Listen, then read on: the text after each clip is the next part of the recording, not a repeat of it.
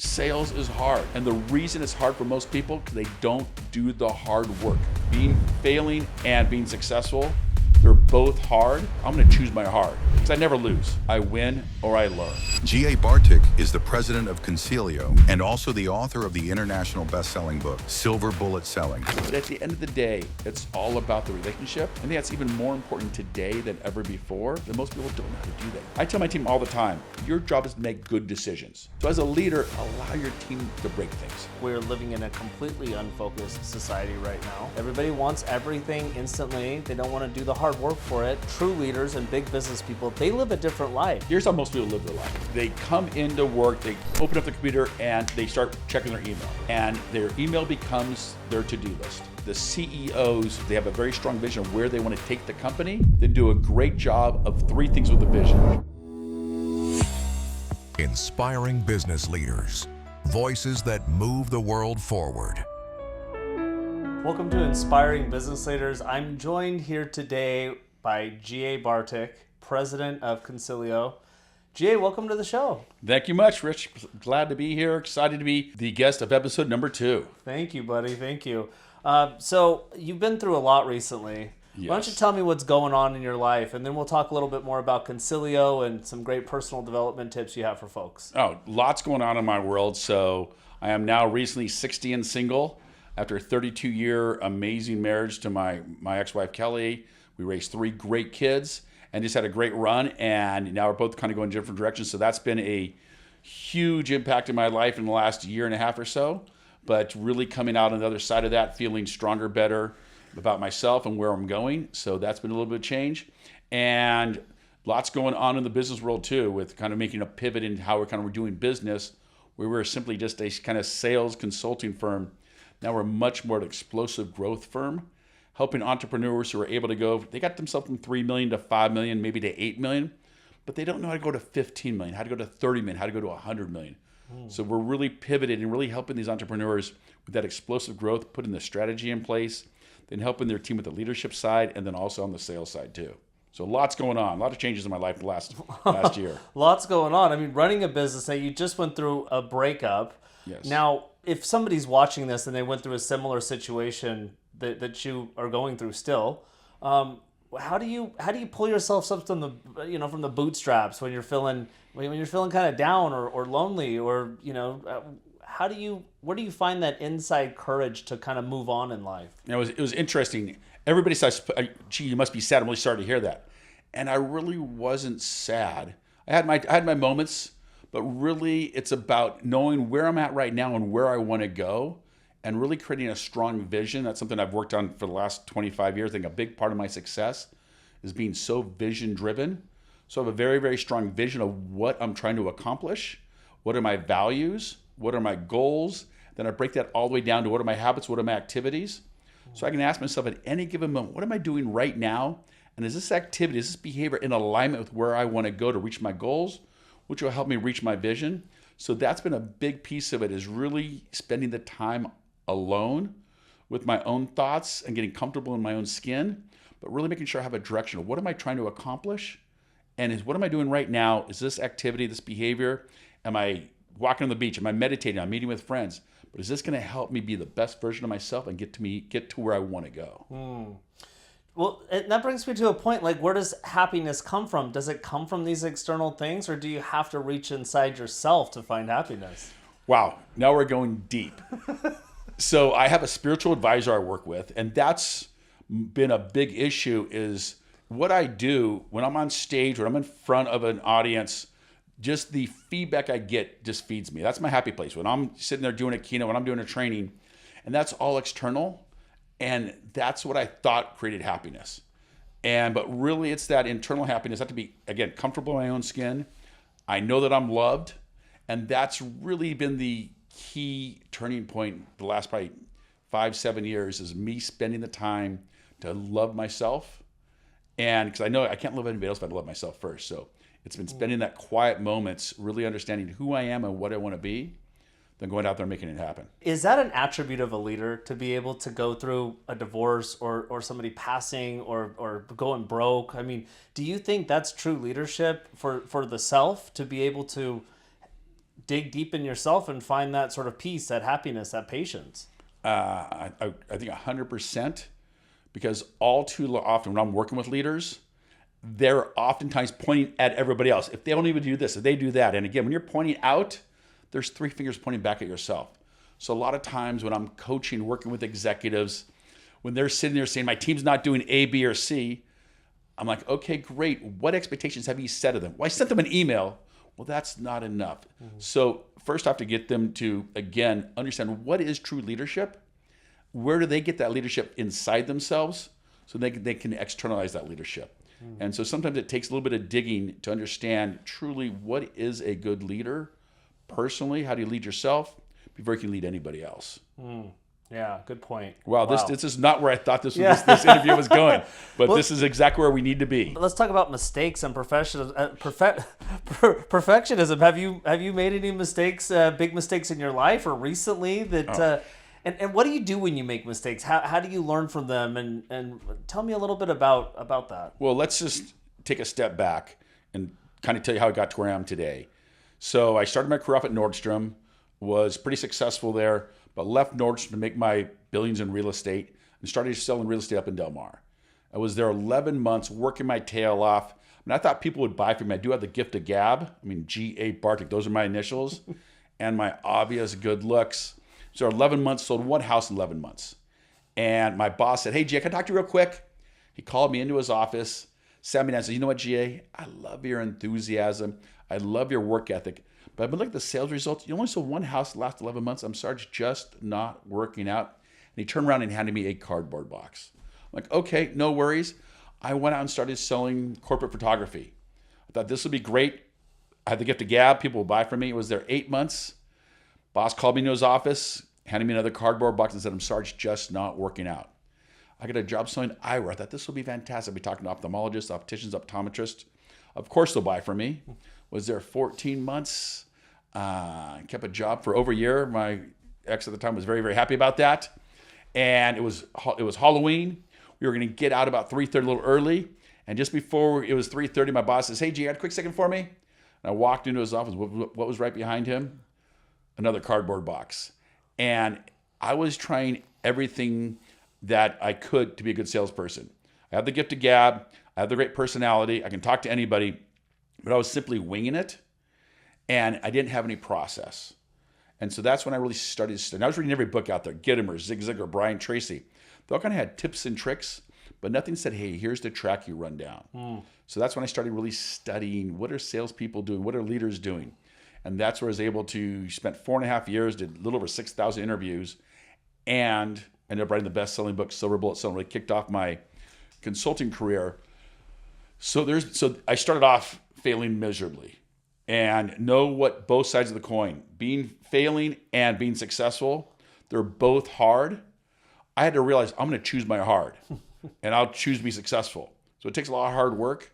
But yes, has there been success along the way? Absolutely. But has there been failures too? The key is, how do you define the failures? And the failures of mine don't define who I am. Because I never lose. I win or I learn. I never lose. So every time something doesn't go the way I want it to, what can I learn from this? And how can I make me a better version of me through that loss? Yeah, that's very interesting. I did take your leadership course, and Yes, I've read you your did. books. Yes. And it's the Silver Bullet to Sales. Is that? Silver Bullet Selling, 6 critical steps to open up more relationships and closing more sales. So is it a sales book? It has a sales slant to it, but it's really about communication. And that's what everything we do, and that's why I spent the last 25 years of my life, is really understanding how people communicate and what are the little nuances and how does it work inside the brain. When you're talking to somebody, they have a lot of resistance and receptivity. And what do you say? How do you say it? Can either increase resistance or increase receptivity. So yes, it's 6 critical steps to opening up more relationships and closing more sales. But at the end of the day, sales, leadership, customer service, it's all about the relationship. I think that's even more important today than ever before, is building strong relationships. And most people don't know how to do that. You can't do that through a text. Yeah, let's talk about that for a minute, because sales is one of the highest paid professions, Yes, it besides is. maybe owning a company or maybe real estate. but it's a tremendously lucrative, but it seems hard. I mean, for me, it's hard. Maybe you can help me. Maybe you can help our audience here. Why can sales be so difficult? Like if you cold call somebody, 100 people are hanging up on you. You might talk to one or two, Yes. right? I mean, that's an ego blow. It is. So realize, and I talk about this all the time, you got to track your numbers. So I know when I'm cold calling, which I hate cold calling. Cold calling sucks. I have a list of 113 things I'd rather be doing than making an outbound cold call. And when was I making that list? When I should have been making those outbound cold calls. But I know if I call 213 VPs of sales or national sales managers, that's my target market, out of those 213, I will get a hold of 11. Out of 11, 8 will say, no, thank you, we're good. 3 will show a little bit of interest. I'll get half an appointment. I need to dial another 200 plus, talk to 11 more VPs of sales or national sales managers, get 8 to say no thank you, 3 will show some interest, I'll get my second half of my appointment. So I have to do over $400 to make one appointment. But each appointment that I get, I have about a 28% close rate, but each close rate's about $248,000 over my career. So I know that each dial that I make is worth $917. So that's how it keeps myself a little bit motivated by knowing the numbers. But yes, sales is hard. And the reason it's hard for most people, because they don't do the hard work. Think about it. Do you like to golf? People go to the driving range and practice their golf swing, but they're not professional golfers. They just want to be better in the game. Salespeople, we're professional communicators. And the biggest issue they have is they don't take the time to practice their communication skills. So here's what happens all the time. I'm sure you guys have all been to sales training, and the instructor says something like, ooh, that sounds great. Or your manager says something, ooh, I like how that sounds. Got it, coach. That's what I call verbal knowledge. Verbal knowledge is knowing what to say. And you can pick that up in a book, watch a video. Okay, got it. But how do you go from verbal knowledge to verbal skill? And verbal skill is actually being able to say it out loud. Because I don't know about you, sometimes I'll be rehearsing in my mind and it sounds beautiful. I speak slowly and clearly. Everybody laughs at the right time. But sometimes what I think in my mind, what comes out of my mouth are sometimes two totally different things. So it takes practice and repetition to move from verbal knowledge to verbal skill, and then finally to verbal mastery, where you can say the right thing at the right time under pressure. So the biggest issue most salespeople have is they don't do the hard. They don't put the work in. They don't put the practice in of crafting their message so that it's not scripted. There's 2 parts to being great in sales. 1 part process, 1 part personality. I'm all about the process. How do you build rapport? How do you do an agenda statement? How do you do your 90-second elevator pitch? How do you do discovery? It's all the right process. Then you put your personality into it. Yeah, wow.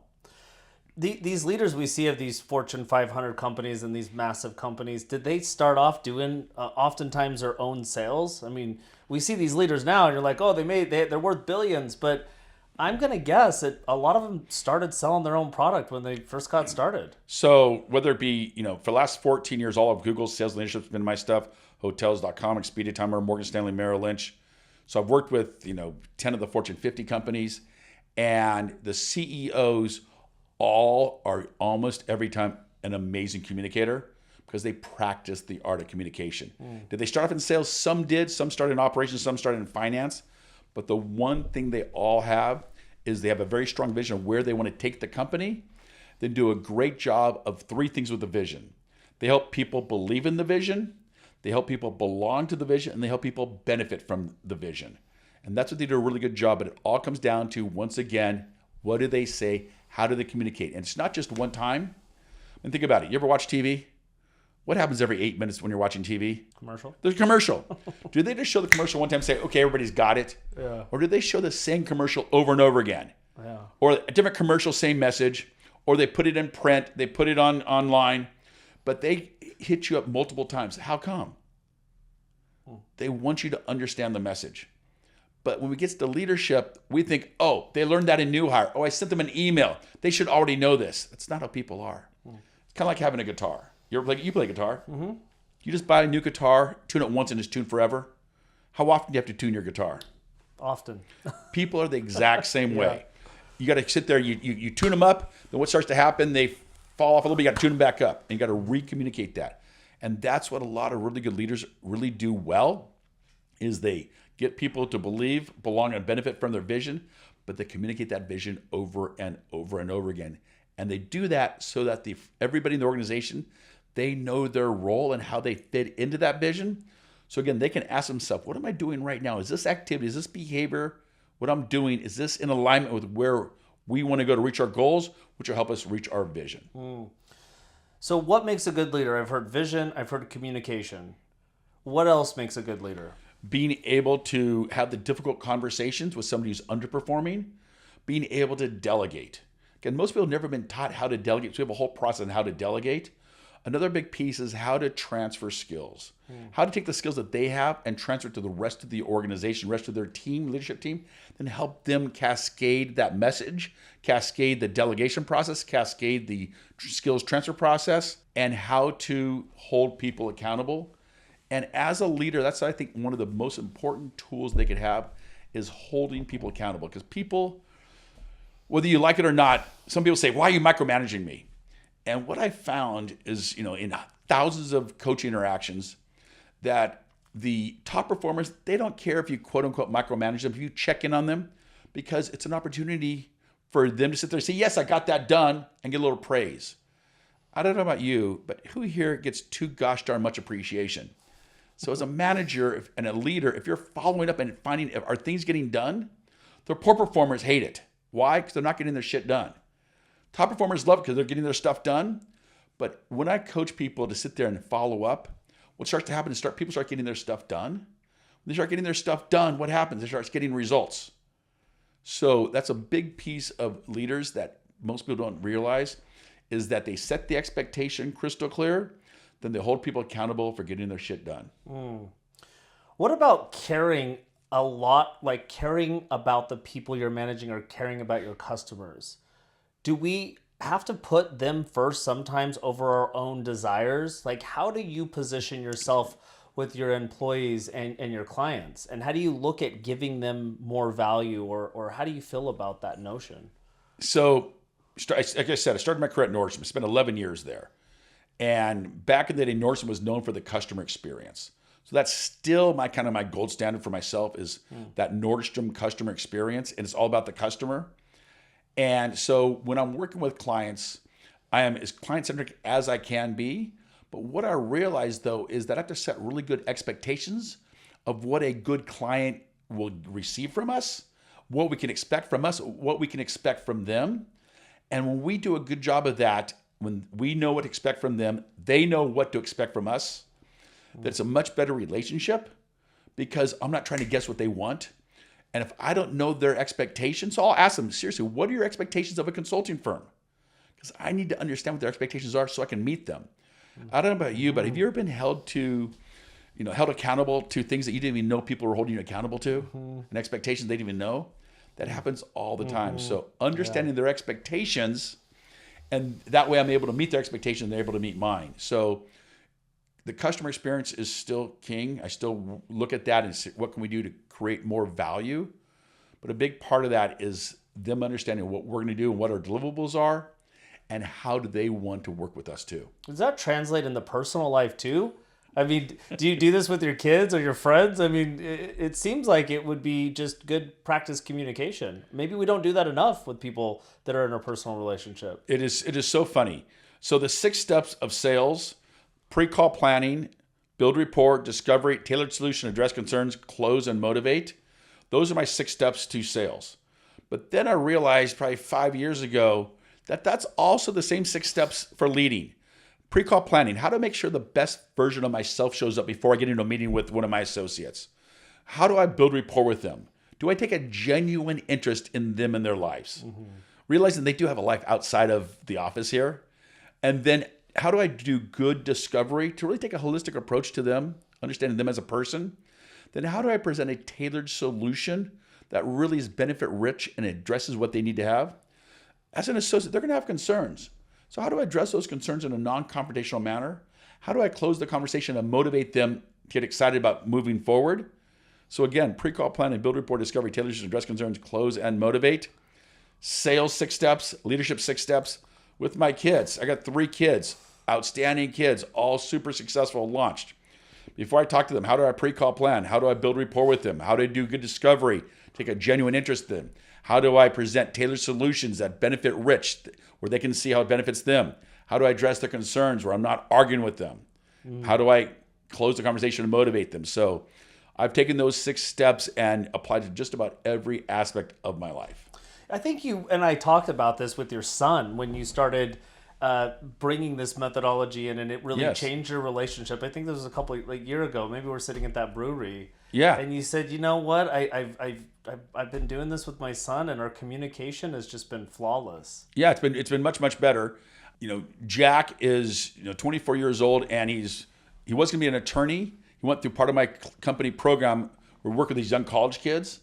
They graduate school with a degree, and they think they know what their job they want to go into, with actually having no idea what that job is. So we teach them how to interview. We teach them how to do what we call discovery interviews with somebody in that profession. So we wanted to be an attorney. We wanted to be an environmental attorney. But he had never talked to an environmental attorney before. So we taught him how to do that.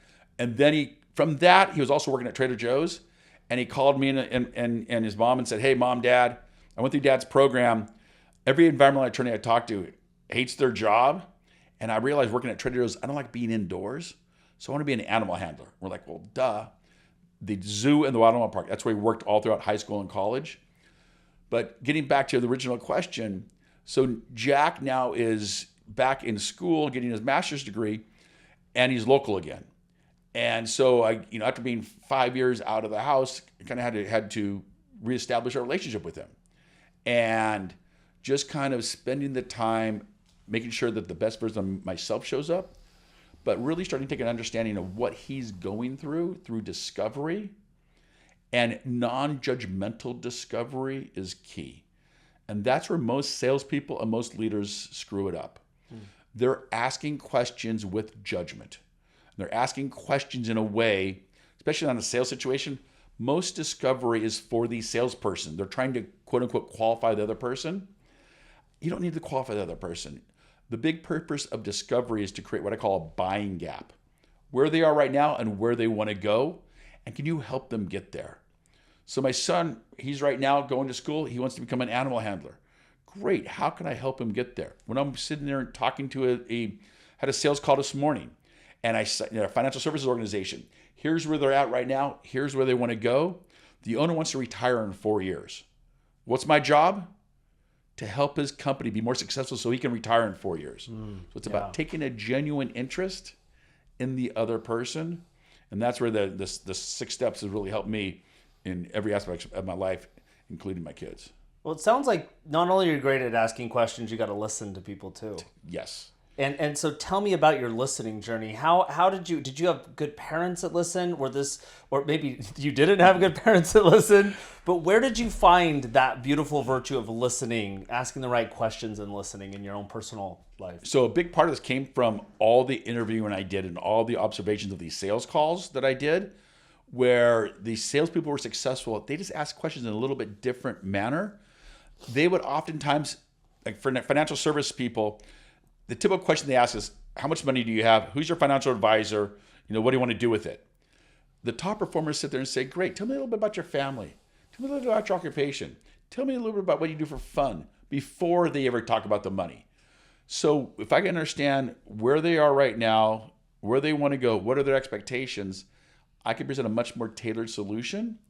But what I realize is that I need to listen to understand versus listen to respond. Have you ever talked to somebody, as you're talking to them, they're going, Oh, yeah. Because I think I'm a great listener, but people do that. Even when I listen to them for minutes and then they still interrupt me, I'm like, dude. What do they, when they're interrupting you, what are they saying? What they're really saying is say, shut up, because what you're saying is not as important as what I'm saying. Yeah. So this whole piece about listening to understand, it allows me to then relax and focus on them. Then I have my 3-second rule. 3-second rule, when they're done talking, I pause for 3 seconds. It does 2 things for me. One, it allows the other person to finish. So they totally feel understood and heard. But it allows me then to formulate what I'm going to say next. Because I don't know, when somebody's talking to me, oftentimes my mind is racing. How am I going to respond to this? How am I going to respond to this? But if I know I got a couple of seconds to kind of think through it before what I'm saying, it makes it much easier. Then I can really be focused. And I think people feel that too. Yeah, I mean, I feel like they know that you're even processing what they're saying by not jumping into it. I mean, even on these interviews, I have to listen. I'm listening to what you're saying, and I have to take a beat so that I can recall back what you're saying and be an active listener, not an impatient listener. That's a great way to put it. And it's so funny. There's always classes on active listening. And I don't really know any tools of active listening besides really being focused. And one thing I hear all the time when I teach people kind of the processes of sales or leadership, it allows them to relax. Think about it. When you're having a conversation with one of your associates or in a sales situation, what are all the mental gymnastics going through your mind? Are they picking down what I'm putting up? What am I going to say next? What's the next question I'm going to ask? How much time do we have? I got to go pick up my dog from the kennel. All the stuff's going through your mind, and that can really take you out of focus. But when you have the process in place, it's part of your communicational DNA, then you can just relax, focus on the other person, because I already have the process in place. I already know where I'm going to go. And again, you can't script this stuff. It's about having the right process that allows me to put my personality into it and allows me to be flexible where their conversation is going to go. Mm-hmm. Because I don't have to worry about it, though. I already know it's already there because I've done it so many times. I've practiced it, and I've moved from knowledge to verbal skill to verbal mastery. Beautiful. I want to talk about patience for a moment. Something I can use a lot more of. So let's dive in. Let's dive in.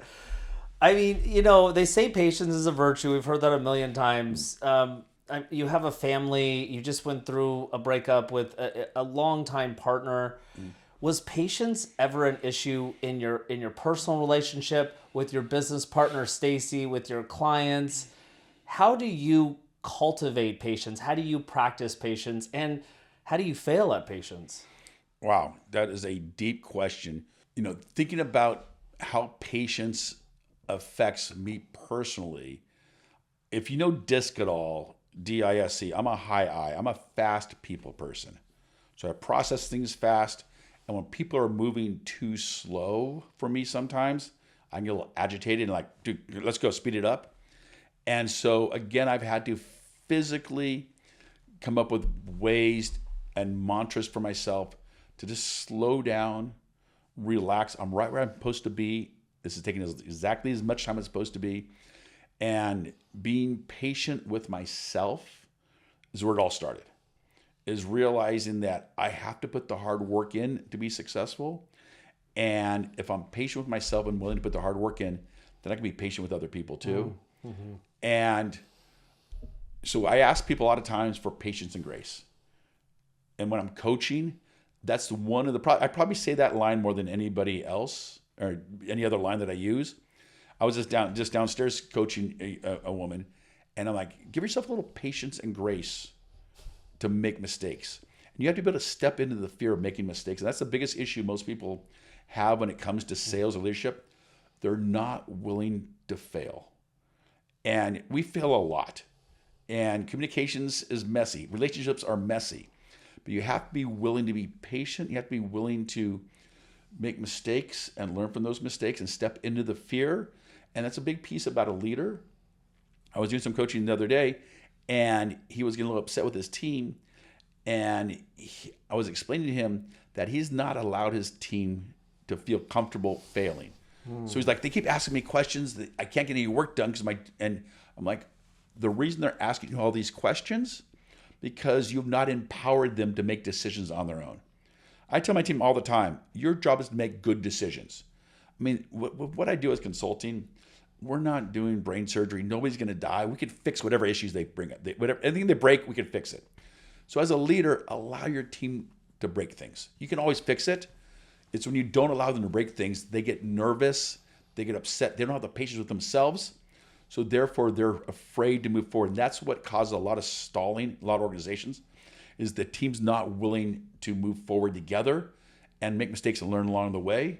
They think it has to be perfect, and the enemy of done is great. Do you think this social media and this comparing culture has caused us to have a lack of patience with ourselves and others? 100%. Yeah, everybody.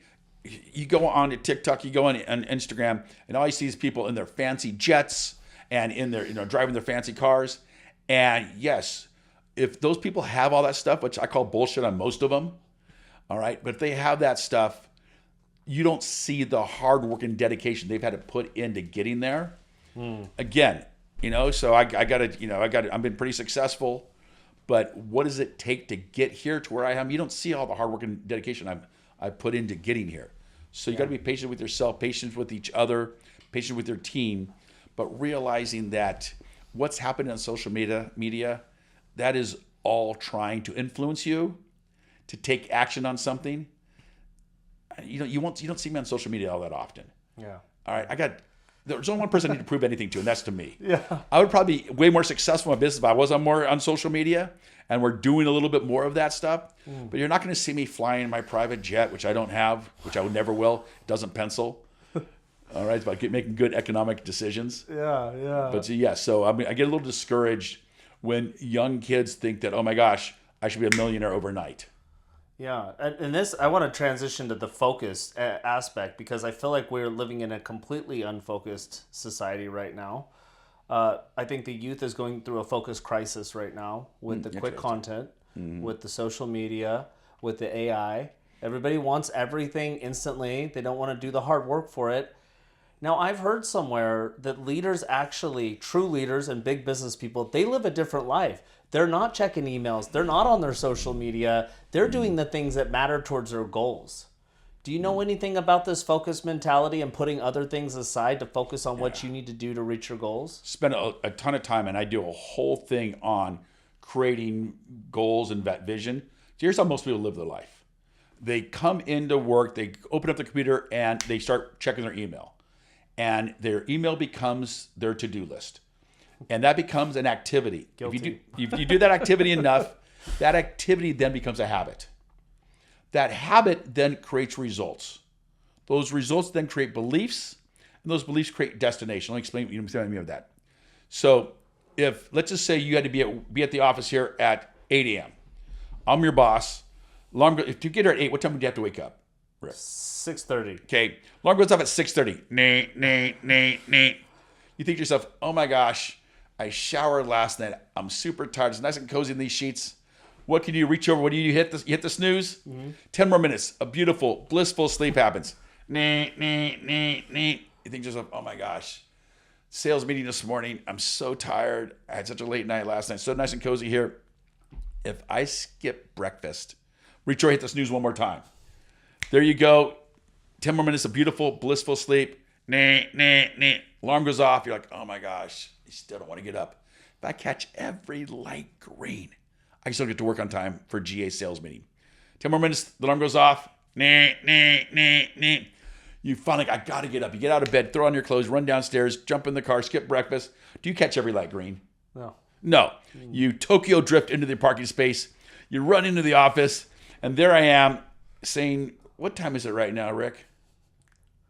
8:05. What time did our meeting start? 8 o'clock. This is the third time in a row you've been late to our meeting. Why is it so difficult for you to make our meetings on time? And you say, oh my gosh, I don't know, I must not. It's so tough for me to get up in the morning. I must not be a morning person. And that's how your results turn into your beliefs, and your beliefs can turn into your destination. That's how most of the world lives their lives. The other side of the world does it a little bit differently, because that way is all reactive. How do you become proactive? First off, you start off with your vision. So right now I'm sick and homeless. I want to get a lake house. So I have on my birthday, the year 2027, I'll wake up, get out of bed, stretch out, walk across the patio, look across the grass, across the dock on the beautiful new lake in my lake house. So I have a strong vision of what that looks like. I know what my vision is. I know what do my values need to be in order to reach that vision. What do my goals need to be? What do my habits need to be? What do my activities need to be? So I can ask myself at any given moment, again, what am I doing right now? Is this in alignment to reach my goals, to reach my vision? And that's how most people who are very successful, they work proactively versus reactively. So that's why they're not caught up in the email and the social media and all that other stuff that takes them away from their focus of trying to get to where they want to go. Yeah, well put. Now you said you listened to Ziegler. Have you also listened to Jim Rohn? Jim Rohn, I mean, listen to all of them. Yeah, I've read all of them too. Yeah, I've listened to Jim Rohn. So some of the same talks Yeah. over and over. Yes. He also talks. Jim Rohn talks a lot about philosophy. And he often says, hey, philosophy is the starting point to all the other things, the goal setting, the vision. What do you know about philosophy on life? And if you're in a bad philosophy right now, how do you get out of it to set those goals and make your week and your month and your year before you get started, as he so eloquently puts? So for me, it starts with meditation. And I've been meditating for 20 plus years, because what meditation allows me to just allows me to quiet my mind. And so again, we get back to those mental gymnastics. When my mind's quiet, I could then pay attention. I could hear what's going on. But then also my own personal philosophy on life, on who I want to be and how I want to show up. And so I have that. I'm going to keep that to myself, what my own personal philosophy is. But it's something that I, again, teach people how to create for themselves. Again, it comes down to, is this the right action at the right moment? And the only way I can know if this is the right action at the right moment, if I have a personal philosophy of who I am and who I want to be, and that's the lens that I need to look through and focus on each and every moment. And that's a big piece that people are going through life just being reactive. And it's a totally different world when you start being proactive and start living life the way you want to live it. I mean, I said, 3 weeks I spent 8 days in Montana skiing. I went to the Grand Canyon, got 5 days back from Hawaii. 3 weeks of a blast, good time, working hard. And some people I was just teaching a class today before I got here. And people are like, I want to be GA someday. I'm like, well, you don't see the hard work that's taken me 20 years to be able to have those 3 weeks off, to be able to do something like that. And so I was just working with this team and helping them. We did about 3 weeks of getting their own personal vision and their own personal philosophies down, and then helping them then execute. At the end of the day, when people ask, what do? I help people execute the fundamentals that creates the right results for them. I mean, a lot of the stuff that you teach, I'm sure it's not necessarily new either, is it? I mean, not only is it not new, all right, it's you've heard. I'm serious. When I teach people, they're like, oh my God, first up, either, hey, I already knew that, just wasn't doing it, or I didn't realize I was doing that.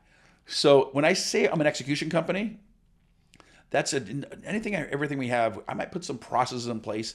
I'm going to help you make it conscious of what you're doing so you can do it again. But at the end of the day, everything we're talking about here, we're going to talk about meditation, talking about creating a philosophy, your own personal vision, being able to communicate. People have been writing about this stuff for hundreds of years. The key is, how do you execute it? That's what me and my organization really figured out, is how to get sometimes 12 or 2,200 people executing the fundamentals that creates a great customer experience, that creates a great organization. Yeah, I read this book actually that Jim Rohn recommended, The Richest Man in Babylon. I don't know if you've heard this book. I absolutely read it. But this is thousands of years old. Yes. Even. Same methodology. Somebody goes invests in a plot of land. Yep. The land brings back residual revenue, and they reinvest that money back. It's just fascinating. But let's talk a little bit about execution in terms of setting goals. This has been one of my issues. Is I set goals, all right? I'll think, what do I want 10 years from now, 5 years, 3 years, 1 year, quarterly, right? I do the whole thing. Yep. I've been doing this for years, but I've had a hard time hitting those goals. Am I going too big? Am I going too small? And not just for me, but in general, why is goal setting so hard, and how can we get better at it? Well, so think about it this way. If I was a pilot and I'm flying from San Diego to New York, I have to go to the FAA and file a flight plan before I leave. What percentage of the time when I'm flying in the air from San Diego to New York, what percentage of the time do you think I'm actually on the flight plan that I created? What percent? I have no idea. 2% of the time. 2%. The rest of the time, they're tacking. Sometimes little small tacks back and forth. Sometimes they're big tacks go around a storm, and other little tacks. The issue most people have is they create this vision, but they're not looking at doing weekly and monthly check-ins on it and making mid-course adjustments. And so they think about it. First off, some people are like, I don't want to write down my vision because if I don't hit it, what happens? But what I find out, and if you look at most people who are successful, they have a written vision and they share it with other people too. That's a big piece of it. There's all kinds of books, Napoleon Hill, Think and Grow Rich. Great book, but I can just think about, I'm successful, I have $1 million of investable assets. I can think that all I want. If I don't take action, and that's where most of the books, and I know that The Secret was a big deal a couple of years back. You just set an intention, you'll get it. Exactly. Bullshit. Bingo. I think the window of opportunity only opens up a crack, and you have to be ready to be able to take advantage of that. So thinking about creating that vision, letting people know about it. For example, at my office, I have been trying to lose some weight, and I had a 5 a.m. call, so I was in the office. I was on Zoom calls from 5 a.m. to about 11:30. I come out of my office, and my admin's like, hey, GA, there are no donuts in the break room. My printer had brought donuts and put them in the break room. Why did my admin say there's no donuts in the break room? Because I would have easily justified, I just been on the phone for 6.5 hours. I haven't eaten anything all day. I could have justified having a donut. But is that donut going to help me reach my goals, which will help me reach my vision? No. So by giving my vision out to other people, what I'm trying to accomplish, they then start helping me, holding me accountable. They start putting things in place that help me reach my goals. But the biggest thing I see is they set a goal, they set an intention, and they never look at it to make those little mid-course adjustments. Again, do you hit all your goals? No. And that's when I was failing miserably, my mentor, one of the first things he taught me to do is this whole vision to reality piece. And so my birthday's New Year's Day. So every single New Year's Day, I sit down and work on my vision. I have 4 of them. One's my personal relationship with myself. One's my relationship with Kelly, my ex. One's with my kids, and one's with my business. And each one has a short little paragraph of what I want this year to bring. And then my values are in alignment. Then I break it down to my quarterly goals that I want to do for each one of those. And then I can break it down to my activities and habits and behaviors. But every Sunday, part of my Sunday ritual, I spend 30 minutes planning my week out. And I take a look at what's my vision, where am I at in terms of that vision, that quarterly goal, that monthly goal. And I make the mid-course adjustments. Sometimes I have to adjust down. Well, I'm not going to be able to hit that, but where can I get close to that? What do I need to do next?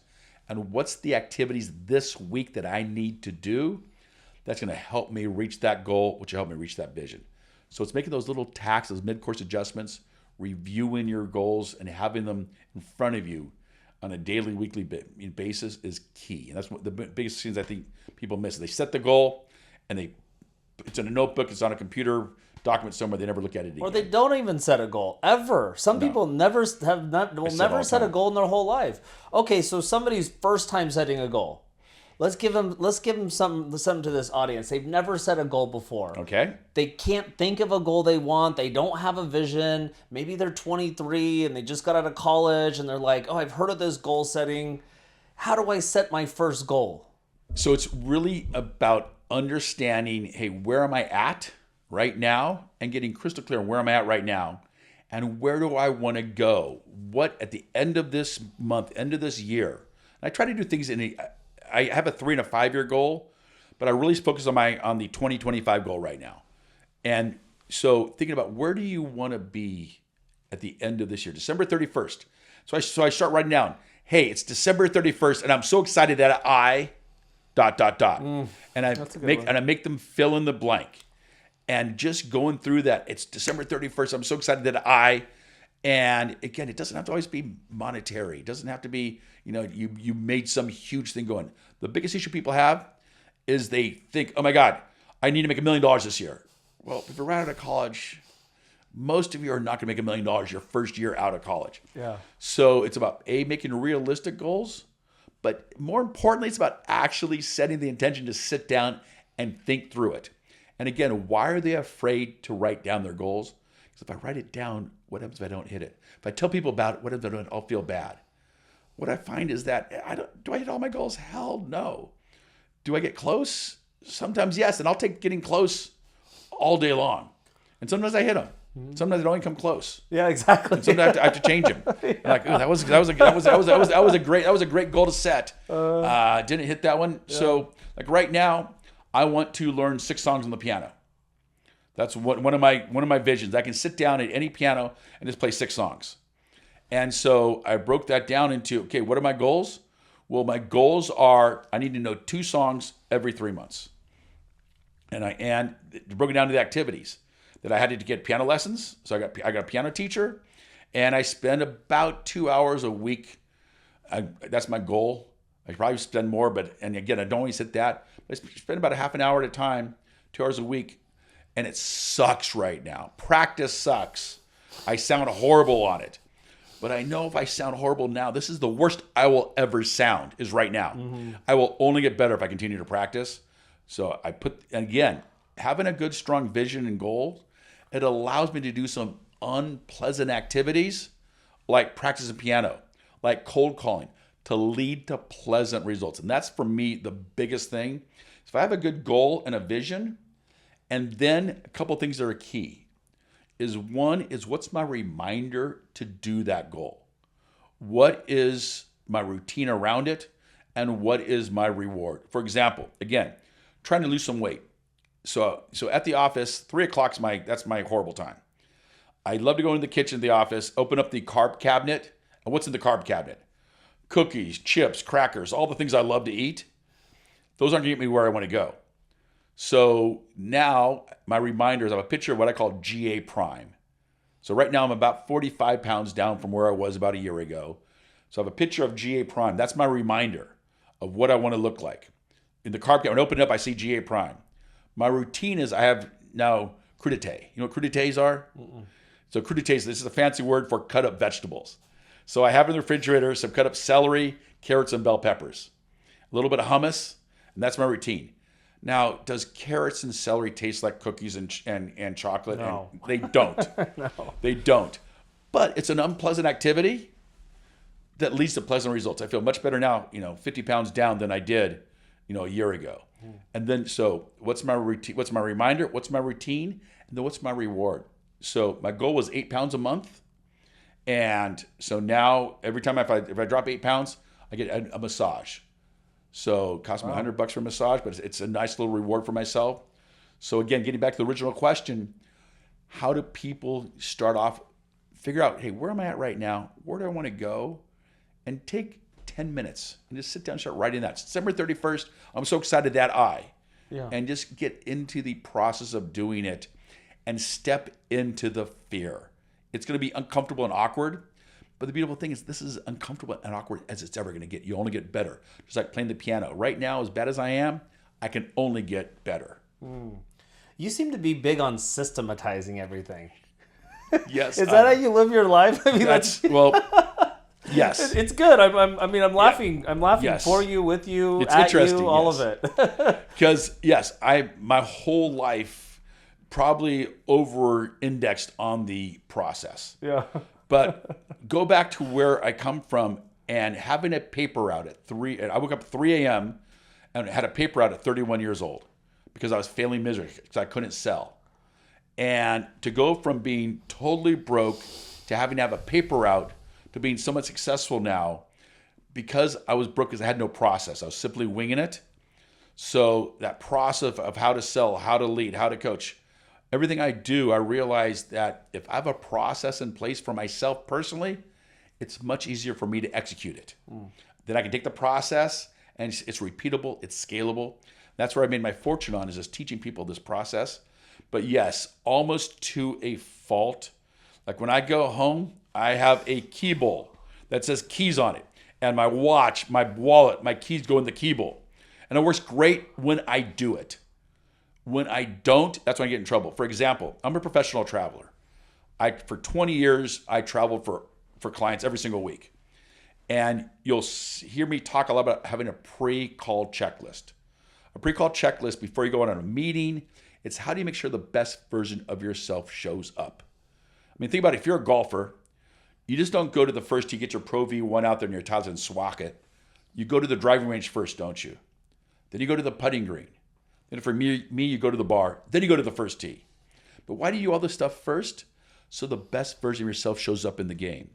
So what I've had to find out to make sure the best version of G.A. Bartick shows up is making sure I have lists. So I have a pre-call planning meeting for a new business call. I have a pre-call planning checklist for a proposal call. I have a pre-call planning checklist before I speak. I have a pre-call planning checklist before I travel. So I have a packing list. It's right in my book, Silver Bullet Selling, and it sits in my closet. I pack. I go look at it. It takes me 30 seconds. How often do you think there's something on the list I forgot? Not much, or is it? Thank you very much. Most people say all the time. No, I'm a pretty good packer, but I'll say 10% of the time there's something I forgot. Here's the sad part. All right. Do I always look at my list? I was in Austin 3 weeks ago, and my admin called me. What are you doing right now? I'm like, oh, I'm on Best Buy's website. I need a new phone. I need a computer charger. Is computer charger on my checklist? It is. But I didn't look at my checklist, so therefore a less than great version of myself showed up. So yes, everything I do, almost to a fault, is very process driven. But what it allows me to do is it allows me not to worry so much about all the other things. I can be in the moment. I can be present because I've done the work previous, or what's coming up. I know I have a checklist that can help me make sure the best version of myself shows up. Well, it sounds like you've done a lot of work on yourself over the years. That brings me to my next point. Yes, I have. That brings me to my next point. Yes, I have. Do you have any regrets? Or is there anything you would have done different? I know you learn from these things. We can give that answer all day. But what regrets? I mean, what regrets are you willing to share with us? How would you have done it different? And what have you really learned that's been the most painful lessons of your life? So, like I said, my ex, 32 years, wonderful person, wonderful marriage. We did not communicate very well at all, and so we didn't, not until I moved out did we start going to therapy. And so the Gottman method is a therapy we're going through, and it has taught us how to communicate. So we're communicating better now than we ever have, and it's so funny because I teach communications. But I was not communicating with my wife. We ran a beautiful business of the Bartick household. I was in charge of earning the money. She's a school teacher. She earned decent money too. But I was out on the road building my business, building my practice. And she took care of the house. And we had a great separation of duties and roles and responsibilities. And everything was always great. And even if something wasn't good, we just didn't talk about it. We didn't have a way to talk about it. So my biggest regret is, had we had this communication tools we have now 20 years ago, things might have been, much different relationship than we have now. And again, we get along great right now, but that's probably my biggest regret in my life is not understanding how to communicate to the one person in the world that I love more than anybody else. And to go out there and teach communications, but not be at home communicating, setting the expectations, helping her understand what her expectations of a great husband are. And to be able to have that difficult conversation, if something was bothering me or something was bothering her, that's probably my biggest regret, is not being able to have those conversations. Wow. What about financial? Have you made any bad investment decisions, or with your finance, throw your money in a stock or a house or any business? Or So yes, more than I care to admit to. Done well, but recently I invested money in a friend's business. Mistake number one. And it was a business that he's been very, very successful in. And so I was kind of helping him with it. I gave him an infusion of cash, and it was supposed to be a very short-term hold, which is now turned into a very long-term hold. Bought some property. Again, there seems to be a theme. I bought some property with a friend who was very much into real estate, and that bombed. So that's probably my two biggest investments. First time ever thinking about it, both with friends who I thought, okay, this is their business. This is what they do for a living. That's a good investment. Without really doing my due diligence, pretty much on blind faith. And, this will work out. Because most stuff in my life seems to work out. And there's been a couple of times that, no, it didn't work out. But here's the thing. Even in business, what I started doing now is I'm such a positive person. Oh, no worries. I'll just figure it out. I can make some more money. But what COVID was a great example, and we work with companies all the time, figuring out what are all the issues that could happen. Let's brainstorm all the issues that could happen in this situation. Then we take a look at what's the probability and what's the severity of each one, high, medium, and low. And if you take it, and I'm doing this with clients all the time, like right now, tariffs are a big thing. So I start talking to some of my clients who are import-export. if tariffs go into effect, how's that going to affect the business? What's all the things you can do? And one person, one of the leaders I work with, she is extremely nervous about everything, tons of anxiety, and she was freaking out about this. So we sat down, we had about a 2-hour meeting, and we brainstormed all things. She came up with 17 things that could go wrong. But high probability, high severity is only 6. All the rest weren't high probability, high severity. And those 6 we then started creating action plans around. So it totally relaxed her. In my own organization, my business partner, Stacy, Susan, our senior leadership team, right when COVID was happening, we did the same thing. Okay, what's all the things that could happen? What's the probability? What's the severity? Anything that was high, we started making action plans around. And so we had 2 days where 3 clients, $1 million of our business taken off our books. They said, we need to stop all instructor-led training. We're like, okay, great. We already had a game plan. If we lost X amount of revenue, here's what we needed to do. And so it took a lot of angst away, but it also helped me realize that I always need a contingency plan because shit does go wrong and stuff does happen. And when I thought, and I was Pollyanna, oh, that's not a big deal, I'll just figure it out, that doesn't always work. That's life for you, huh? It is, my friend. What are 3 books you recommend for people for personal development? Dale Carnegie, How to Win Friends, Influence People is probably the number 1 book. Number 2 is Linda Richardson's Coaching. It's really a great book on how to coach. And then probably Letting Go by David Hawkins, which is a great, great book. And then something I'm working on with my spiritual advisor right now is the next iteration of that book. Really about just how do you transcend and how do you really create the life you want on purpose. Wow. What about 3 things you can't live without? Wow. 3 things I can't live without. Probably my brother Paul, my 3 kids. We'll put that into one group, my family. Another thing would be probably my cell phone and then my pickleball paddle. So pickleball that's my passion right now. I play 3 or 4 times a week. It's a blast. It's in alignment with me trying to lose weight and getting the exercise that I need to get my steps in. And then also just a great community too. Let's talk about your weight loss for a moment, because I remember meeting you, and you, like, in all transparency, you were a bit heavier. You've made I was some 50 pounds heavier. Yes, I You was. made some big changes. Actually, Yes, when I I did. saw you after you lost it, I was like, is this the same guy? Can you share a little bit about that journey? Yeah, absolutely.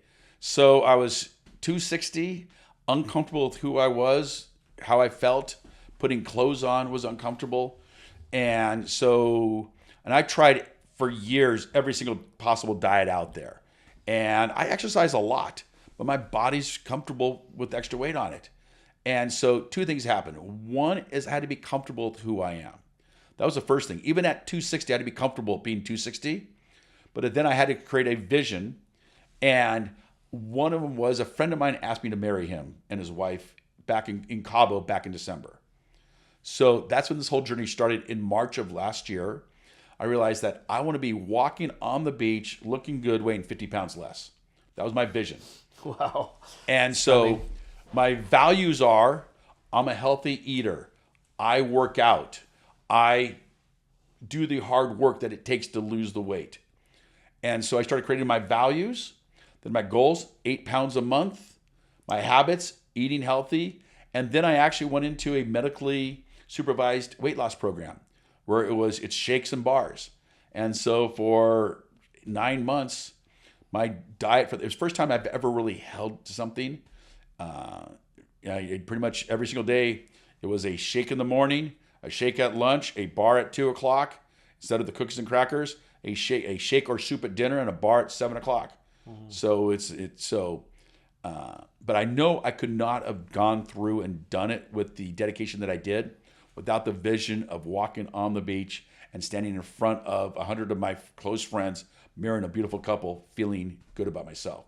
So now putting a shirt on and the shirt just kind of falls down. I've never had that feeling before.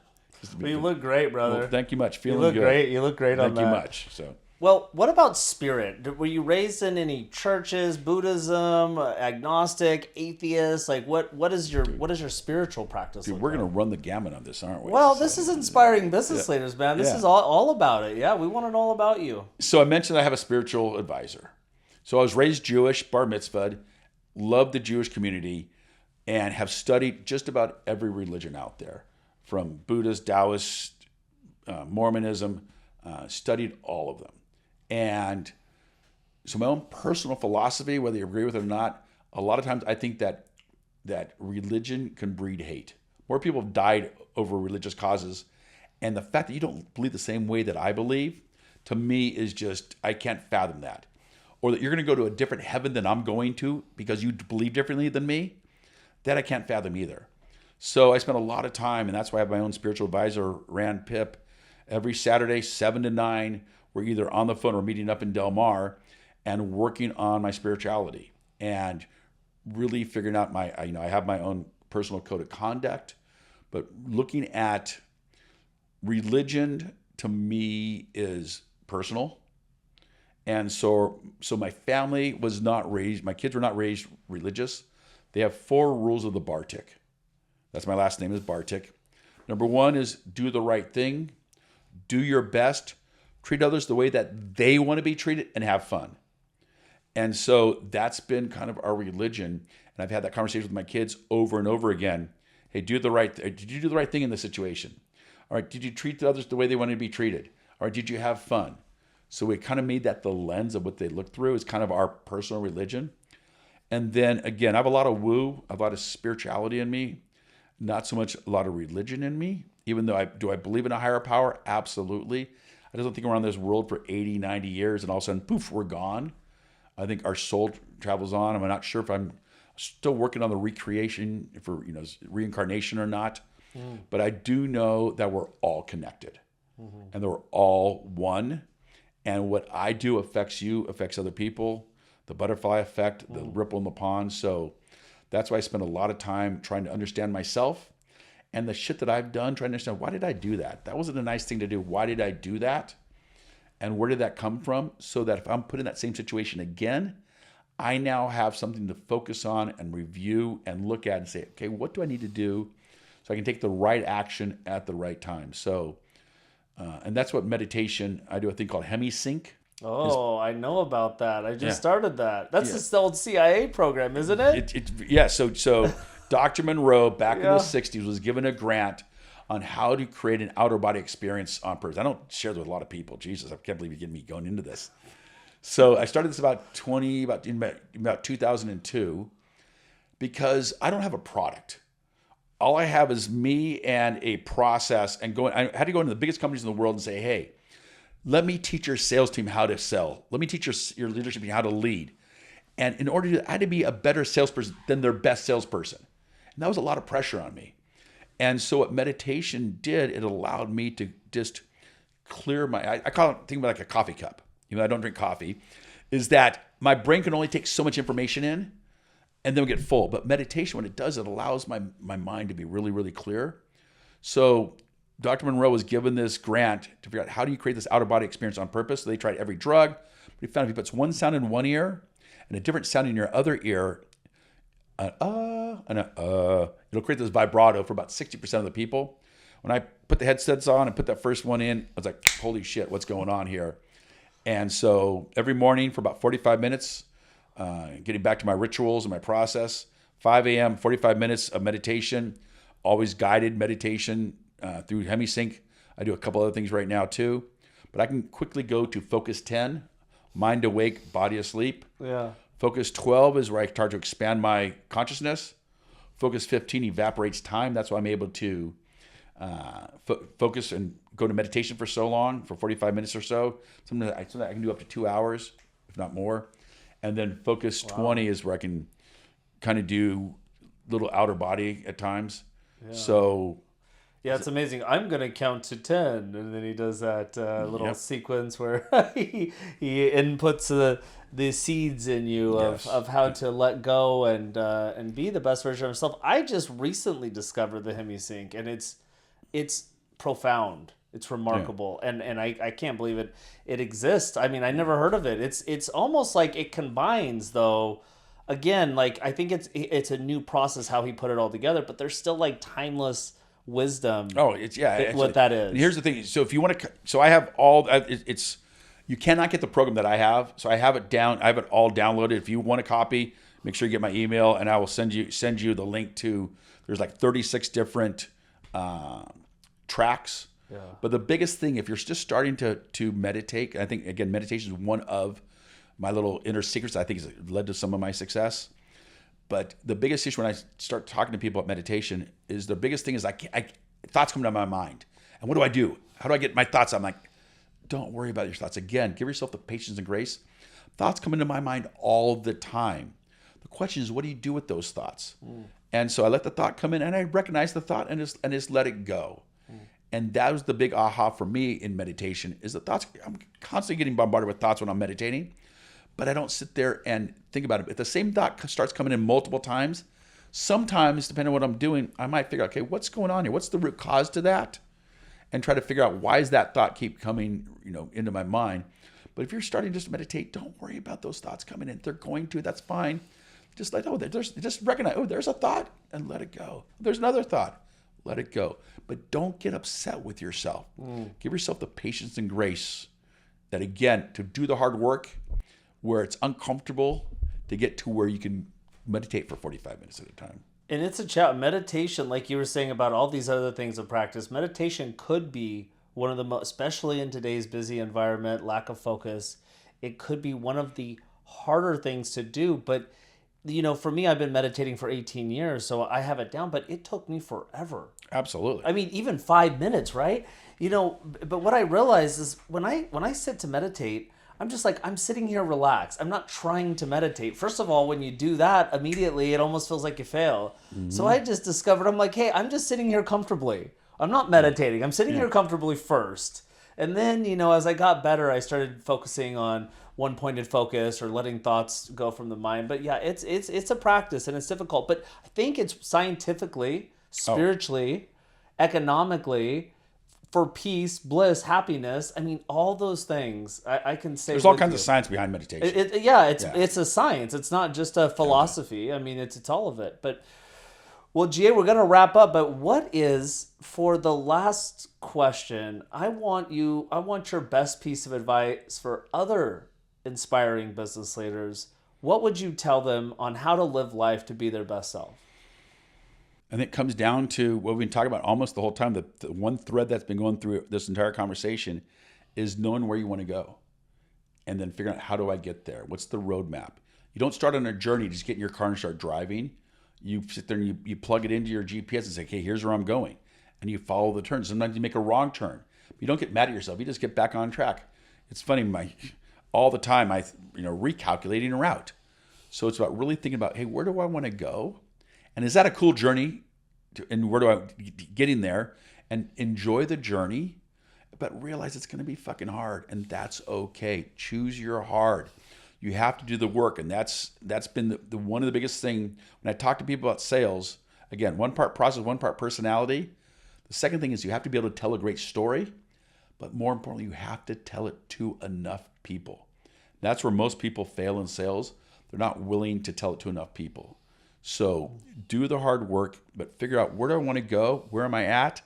Then what's the road to get there? And then weekly, take a look at, am I on the right path or not? And if you sway a little bit, that's going to happen. Get yourself back on. Do you need to make some mid-course adjustments? So it would really be about having a really strong vision, then communicating the hell out of that. Again, with yourself and with your team, with a vision that they belong to, they believe in it, it's something that they can realistically do, and they benefit from it. One of the big issues, and it happened to me too, when I first started in consulting, we'd land a big deal, and my team would go, oh, good for you, GA. I get another car, I get another cool trip. It was nothing, it wasn't anything for them. So a lot of times when companies and business owners, everything's for themselves. And how do I get the team to get involved and benefit from all of our hard work together? Because again, if you're doing the right thing, raising tides raises all ships. Got to get my people involved in it too. So it's not just excited for me, but they're excited what's going to do for them too. Thanks for spitting so much knowledge, GA. And thanks for joining us for Inspiring Business Leaders. Make sure you subscribe for more great content like this, and shoot GA an email if you have any questions about his business, his coaching, sales tips. GA, how can these lovely people reach you? GA at r3team.com. Again, it's GA at team.com. My phone number, text me, 858-212-4486.